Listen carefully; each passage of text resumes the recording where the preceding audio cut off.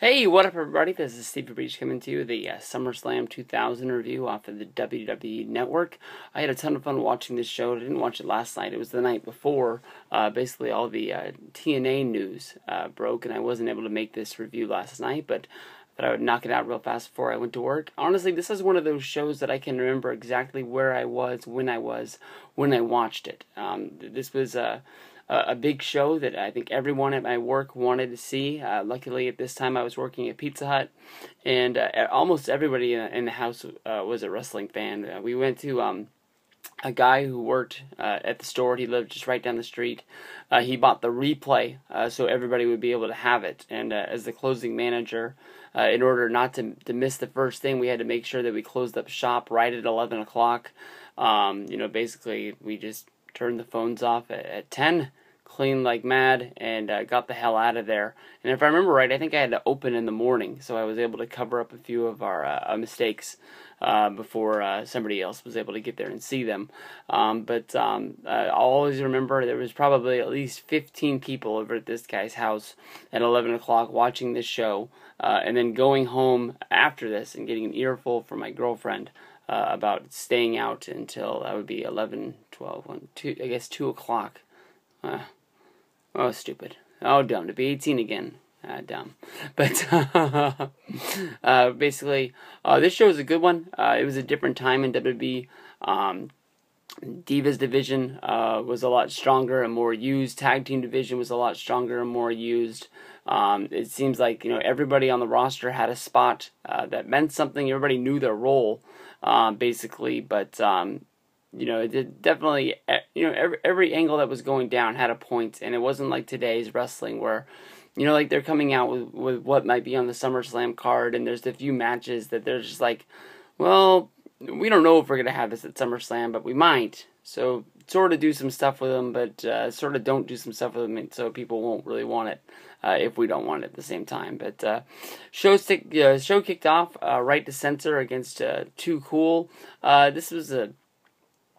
It was an alright match. I mean, right to censor matches, you aren't going to have the best stuff out of it.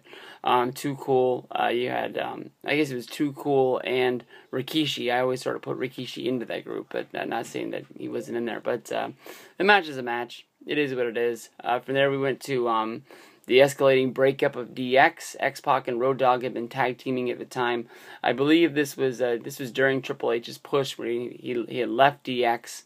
And, sort of just Road Dogg and X-Pac were keeping it together. But as a team, they weren't really meshing. They showed a very bad spot from Monday Night Raw where X-Pac and Road Dogg were having some beef with each other because they had lost a tag team match. X-Pac bumps Road Dogg in those horrible table spots of all time, and Road Dogg falls off the ring through a table.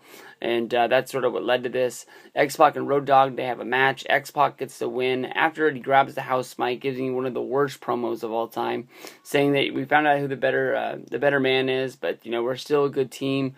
We need to keep DX strong. And he tries to pick Road Dogg up. Road Dogg attacks him, hits the doggy style pump on him, and leaves him laying, walking out with his hand raised, thinking that he's the winner. In a very weird mixed tag team match for the Intercontinental Championship, Val Venus and Trish Stratus come in, and they fight against Chyna and Eddie Guerrero. Any fall in this match declares who's the Intercontinental Champion is going to be. Chyna pins Val Venus. Val Venus during the match was trying everything he could to keep Trish Stratus out of the match, knowing that she was not going to be able to hold hands with Chyna in the ring, and if Trish Stratus got pinned, Val Venus was going to lose his title. Chyna pins her.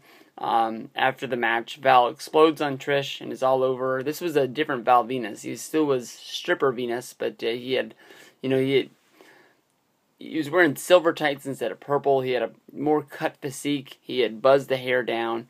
So it was like Val Venus getting down to action pretty much. Jerry Lawler wrestled Taz. Short match. JR broke a candy dish over Taz's head for Jerry Lawler to get the win. Steve Blackman and Shane McMahon for the Hardcore Championship. Basically, Shane had sort of stolen the hardcore title from Steve Blackman. This was when they stopped the 24/7 defense of the hardcore championship, basically because Mick Foley stepped in and he said he wanted to see Steve Blackman be able to beat Shane and didn't want Shane to be able to lose, without being inside of the ring at SummerSlam where the fans wanted to see it. This is, of course, the match where Shane McMahon will climb all the way up the top of the Titantron. Steve Blackman comes up behind him and he's hitting him with a cane. The story that they're really trying to say is that, Shane didn't want to fight Steve Blackman. Shane had to fight Steve Blackman, but he didn't want any part out of it. The whole thing is him running away. Shane takes a huge drop from the top of the Titantron where he falls down. Blackman's not able to take the bump that Shane does, so he climbs down the Titantron a little bit before dropping an elbow and getting the 1-2-3, recapturing his hardcore championship. Easily one of the matches that should be on the Best of Shane McMahon someday.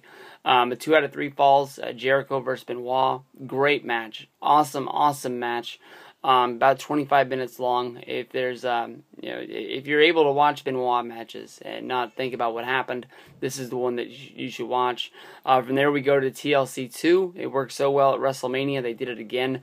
Edge and Christian going up against the Hardy Boys and the Dudley Boys. Tons of action in this one. Basically, these guys, if they didn't have the spotlight on them after WrestleMania, they got the spotlight on them now. Edge and Christian were able to go in with the championship, and they were able to leave them.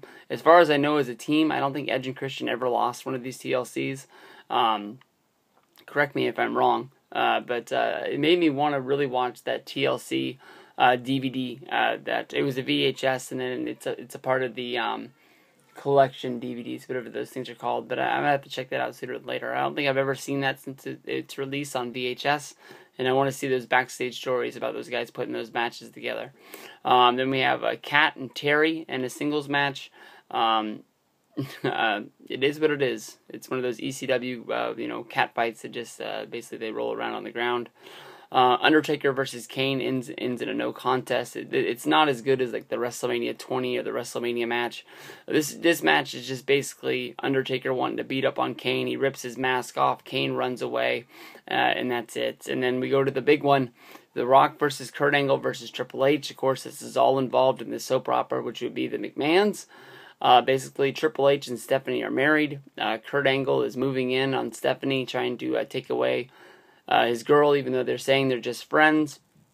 Kurt Angle and Stephanie McMahon had exchanged a kiss on SmackDown before SummerSlam, and that was in the air. Like basically, everybody was covering it. Jonathan Coachman was sort of bum rushing people as they showed up at the show. Kurt Angle came in, he went one way. Stephanie McMahon came in. And it was very obvious that she wanted to be with Kurt, but she wanted to stay as far away as she could because she also wanted to be with Triple H at the time. This match starts. It's a three-way. Triple H comes down to the ring with Kurt Angle. They start fighting before The Rock even gets there. The match goes for a good 2 minutes as these guys are whooping up on each other. Finally, Rock's music hits, and he comes down to join the fun. He's like, I'm not going to let you guys beat up on each other without me at least getting in on this. The finish comes when Triple H goes to clothesline Kurt Angle, who ducks. Triple H clotheslines Stephanie, which labels Rock to go in for the kill. Of course, they would have a whole lot of good matches. Kurt Angle versus Triple H. If Kurt Angle came back into the fray, Kurt Angle and Triple H would make a greatest rivalries. They had a lot of good matches back in the day. I don't know if it could cover like the sort of like the heat. Like they had a sit-down discussion, but definitely Angle and Triple H. Every single one of those matches is a barn burner. One of those for the ages that you'd want to see. Definitely go check out as many Kurt Angle versus Triple H matches along the way. This was a great show, great fun, 3 hours of action. Make sure you go out of your way to check this out. Peace out.